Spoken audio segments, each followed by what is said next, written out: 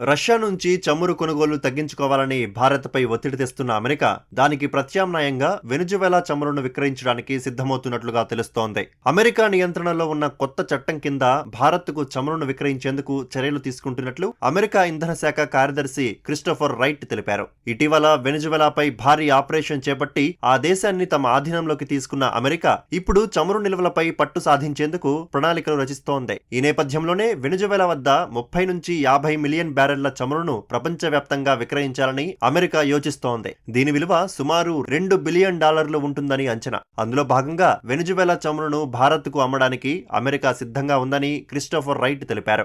వెనుజువెలా చమురుపై America రిఫైనరీలే కాకుండా ప్రపంచ దేశాలు కూడా ఆసక్తి చూపిస్తున్నాయని పేర్కొన్నారు. వెనుజువెలా నుంచి సేకరించిన చమురును మార్కెట్ ధరకే విక్రయిస్తామని, ఆ డబ్బు తమ నియంత్రణలోనే ఉంటుందని క్రిస్టోఫర్ రైట్ వెల్లడించారు. ఆ డబ్బును వెనుజువెలా, అమెరికా ప్రజల ప్రయోజనాల కోసం ఉపయోగిస్తామన్నారు. చమురు నిల్వలను నౌకల ద్వారా రవాణా చేసి నేరుగా అమెరికా ఓడరేవుల్లో దించనున్నట్లు వెల్లడించారు. ప్రస్తుతం నిల్వ ఉన్న చమురుతో పాటు భవిష్యత్తులో వెనుజువెలాలో ఉత్పత్తి అయ్యే చమురును కూడా అమెరికానే విక్రయించనుందని స్పష్టం చేశారు. ఈ చమురు కేవలం అమెరికాకే కాకుండా ప్రపంచంలో ఉన్న దాదాపు అన్ని దేశాలకు విక్రయిస్తామని పేర్కొన్నారు. అమెరికా ఆంక్షలు విధించక ముందు వెనుజువెలా నుంచి ముడి చమురును అత్యధికంగా కొనుగోలు చేసే దేశాల్లో భారత్ కూడా ఒకటిగా ఉండేది. వెనుజువెలా నుంచి వచ్చే హెవీ క్రూడ్ ఆయిల్ ను శుద్ధి చేసే సామర్థ్యం భారతీయ రిఫైనరీలకు ఉంది. అయితే ఆర్థిక సంక్షోభంతో పాటు ఇతర దేశాల ఆంక్షలతో వెనుజువెలా నుంచి చమురు దిగుమతులను భారత్ తగ్గించుకుంటూ వస్తోంది. ప్రపంచంలోనే అతిపెద్ద చమురు నిల్వలు ఉన్న దేశంగా వెనుజువెలాకు గుర్తింపు ఉంది. ఇప్పుడు అమెరికా నేతృత్వంలో చమురు విక్రయించడం వల్ల